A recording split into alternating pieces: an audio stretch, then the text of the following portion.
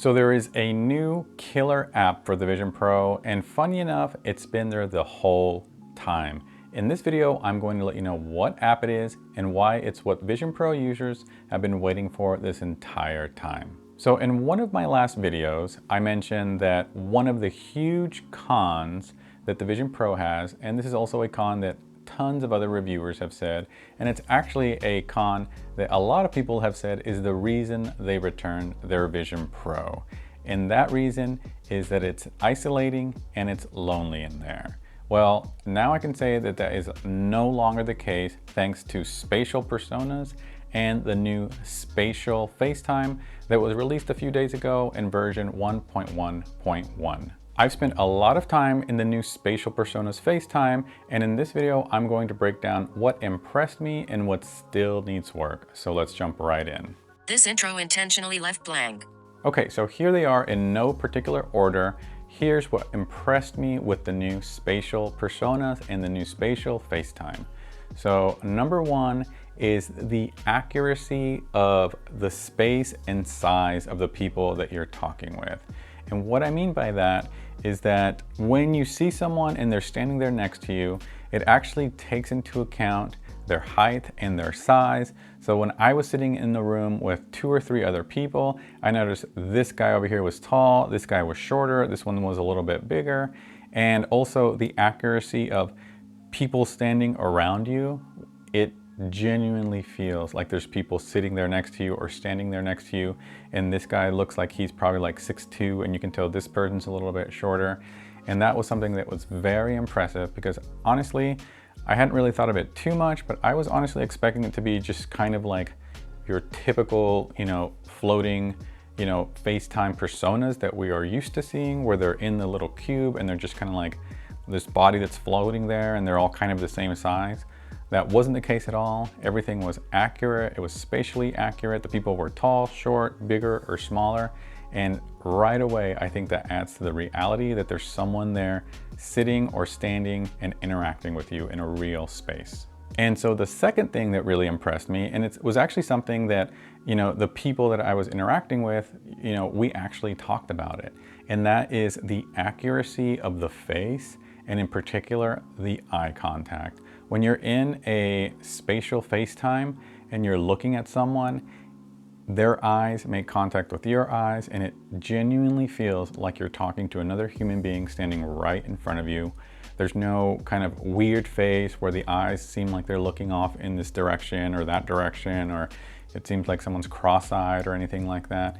Like when you're looking at someone, you almost forget that you are talking to a persona, and it feels just like you're talking to a real person sitting right in front of you because of the accuracy of the eye contact and the facial expressions and just like that spatial environment that you're in. And that was something that made everything feel really genuine, to the point that we actually talked about how amazing it was and how accurate it was. Okay, so number 3, and now we're getting to the more fun stuff, and that really is how much there is to do in a FaceTime. So what I mean by that is that, we went into the space, we were FaceTiming, one guy was standing here, the other one was standing there, and we could watch movies together, we were watching trailers together, we busted out the kind of free form thing that you've probably seen in other videos, where we could all just interact, walk up to the board and draw, and we could move around the board, walk in front of each other, walk across each other, look back, and it just felt like we were in a real room together. We could also share things, share photos, open up any app we wanted to and play games in the app, or just show each other the apps. There was so much to do that, again, everything's gonna go back to, it felt like we were genuinely hanging out in real life, in a real space together. You could change the environment. If I wanted to go to, Joshua Tree, I could change the environment and then we would all be there. If I wanted to, show everyone a trailer, I could do that, and then we would all be sitting there in Mount Hood at nighttime with this giant screen in front of us, and I would look to my right and someone would be sitting here like they were on a couch, and someone would be to my left, and it's like we were all sitting on a couch watching this movie. We could turn on music, we could share 3D objects. It was just, we kept doing so much. We actually all, jumped into this FaceTime thinking it was going to be this quick, like 10-minute, oh, let's just check it out kind of thing. But we actually ended up spending, I think almost 2 hours in there, just trying so many things, watching shows, watching clips, watching trailers, drawing and interacting and playing games, and just like, seeing how far away someone could walk before they disappeared. And it was just like amazing how much that you can do when you're doing one of these, rather than just your typical video FaceTime where you're just basically just talking on the video screen. I mean, you could actually interact and do things together. And that was just absolutely mind-blowing to everyone involved, and everyone that I know has done a spatial FaceTime. They were all just like blown away by that it's way more than just FaceTime. You can actually spend quality time with people. Okay, and so the last thing that impressed me about the Vision Pro, there was a ton, but the last one I'm going to mention is probably the biggest one, and that's how the Vision Pro just totally disappeared. The fact that you were wearing this headset just vanished, and your interaction from person to person was very genuine, accurate, and you just forgot that you were wearing a headset. It was actually amazing. Every now and then you would kind of like, wake up and realize and say something like, oh, I can't believe like you're in Utah and you're in California and I'm sitting here and we've been hanging out for the past hour, and it like seriously feels like you guys are here with me. And the headset totally vanished completely. You forgot you were wearing it. And that to me is a sign of a great user experience, when the device just completely vanishes. And that definitely happened with the Vision Pro in a spatial FaceTime. Hey, what's up guys? So here I am editing, and I realized that I did not mention something very important, because I know a lot of you like me will probably say that's great, but something very common amongst Vision Pro owners is that they don't know anyone else who owns a Vision Pro. I honestly don't know anyone else who owns a Vision Pro, but I am going to make a video about this app, another great app, and that is the app called In Space with a Z. But this is another great app that's a very social app. You'll go in there, you interact with other people. It's tons of Vision Pro users, and there's a ton of people in there also just really want to see what the spatial FaceTime thing looks like. And so someone will typically just, create a FaceTime link in the room. So there's no need to share your email or phone number or any private info like that with anyone.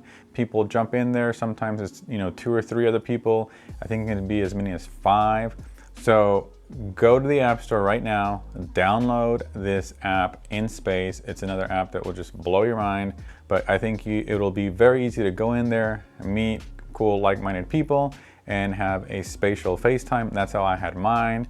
And we were all just in there, checking out all these cool things that the Vision Pro can do, learning from each other, recommending apps, things like that. So that's it. Check out the app In Space, and now back to the video. Okay, so as amazing as a lot of things were, now I'm going to talk about the things that maybe still need a little bit of work. Trust me, there's not that many, but at the same time there are a ton. But here we go. Here's just a couple things that I think still need work. So number one is the personas could still look more accurate. Obviously, they've gotten better with these small incremental updates that Apple has released, but they could obviously look a little more realistic, a little bit better, but that's something that I'm sure is coming sooner than later. And the next one is something that's sort of connected to the first one, and that is the thought that I think it would be cool if the personas could eventually be full body, or at least half the body. Right now, I'd say they're kind of head, torso, arms, maybe a tiny bit of your forearm peeks through every now and then. Funny enough, you kind of notice it, but you don't notice it. But I think if there can be a time where you would probably need help scanning like your full body and your back, so that it would be like a full figure in front of you. I think that's something that would further help the full experience of being fully immersed in an environment with other people. Again, that's a small thing, but every now and then, as great as it was, you would notice that it's kind of a top of a torso floating with hands that were kind of floating. So a full body persona I think would be really awesome, and hopefully they come out with something like that very soon. Okay, and so number 3 is something to be expected with a version 1 product, is that as amazing and mind-blowing as the spatial personas in FaceTime were, it was still definitely buggy. We just, you know, when we were interacting, I found myself, you know, and we just found ourselves like, you know, sometimes some things would work, sometimes there would be a little bit delays. Every now and then, you know, one of us would just like disappear for like 10 seconds and turn into like a logo, or like, you know, or there were situations where like I would play a trailer and only two out of three people could see the trailer. Or someone would, you know, switch to, you know, going to Joshua Tree as an environment, and only one of those people would go there. And that's something that was definitely, you could see some bugs in terms of connectivity between the people. But again, that's something to be expected with a version 1 product. And the experience was still great, but if anything interrupted our experience, it was probably the bugginess that still is in there. In number 4 is basically connected to the bugginess in a way. It's that where you are in your environment would change suddenly, and that would be a little bit confusing. And here's what I mean by that. So let's say you're just kind of like standing in a circle with other people, and you were just maybe looking at something or just talking to each other in a circle, right? And then someone would, you know, open up an app or open up, you know, Freeform. Well, rather than you staying in your positions in a circle, and then the app would say open over here, and then like in real life, you would all just kind of like turn and look towards that app and start doing things. It seemed like what would happen a lot of times is someone would open up an app, and then suddenly people would kind of scatter all over the room. Like I would go back 4 feet, this person would go over here, this person would go forward, and we were all suddenly like, whoa, like what happened? We all just kind of like scattered across the room. And so then, you know, you would kind of get reoriented, and then if someone would then put on a trailer, suddenly you were all like, boom, like in a line, like if you were on a couch looking at a theater, which was cool, but at the same time, it was a little bit disorienting, things like that. So I think they need to, you know, figure that out. And to me, what's the most natural is that if you open an app or open a movie, the people stay where they are, and maybe, you know, there might be some sort of guide that tells you like, oh, the theater screen is over here, or, you know, something like that, rather than just throwing people in random spots, you know, confusing everyone, and then everyone just has to kind of get their bearings and realize like, oh, this app opened and it's way over here. So, you know, so that was also kind of a thing that needs to be worked out, which hopefully will be solved in a future update, hopefully in version 2.0 or sooner. Okay, and so now on to my final thoughts about this new spatial personas and spatial FaceTime. So why is this a new killer app? And simply, it's because it plugs a huge hole in one of the biggest cons in the Vision Pro. And it suddenly, you know, almost overnight, it took this device as being something that was being criticized for isolating people and separating people. And now it's doing the complete opposite, and it's bringing people together and connecting people. And these new spatial personas is kind of doing for FaceTime what FaceTime did for just a regular old phone call. For those of you that remember what it was like when there was just a regular phone call and people would talk, and suddenly you could video chat with multiple people, and how that kind of gives you a little bit of the sense that you actually saw someone, even if it's just, you know, on your phone. These new spatial personas takes that and it just skyrockets it to a completely different level, where rather than just talking on a screen and feeling like you did interact with someone, I can see you easily doing one of these spatial personas for 2 or 3 hours at a time, and afterwards feeling like you had genuine quality time with someone. And in my previous video, I said one of the biggest cons, one of the biggest things that Apple needs to figure out is how to connect people with this thing and not isolate them and separate them, because people are social, they're social creatures. The most popular apps and websites on phones and on tablets are social media apps. And I feel with FaceTime alone, I think that now I can see a lot of families buying a Vision Pro just for FaceTime. It's that cool, it's that good. And you know, it brings people together that much. So if that is not a sign of a killer app, I don't know what is.